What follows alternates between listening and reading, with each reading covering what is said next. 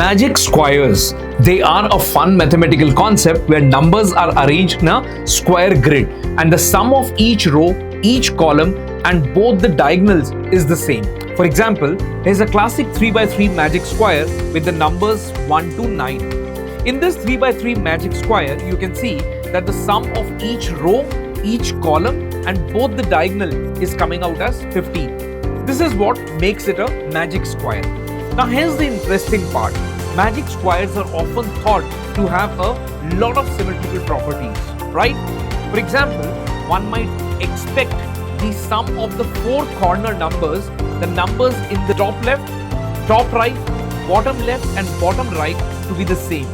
This is known as the corner symmetry property. Let's check if that's true for this 3 by 3 square.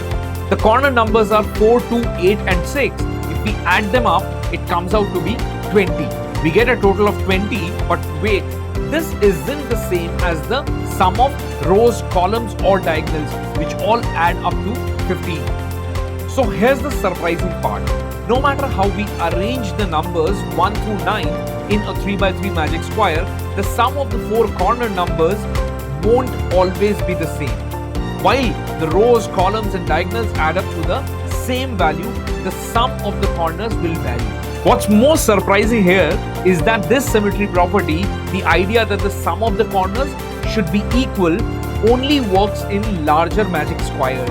When you move to a 4 by 4 or a 5 by 5 magic square, you start to see that the sum of the four corners does indeed remain constant across all valid magic square configurations. So the next time you look at a magic square, remember, while the rows, columns and diagonals always add up to the same number, the corners of a 3 by 3 magic square won't follow the same pattern. But as the squares get larger, the symmetry starts to emerge in surprising ways.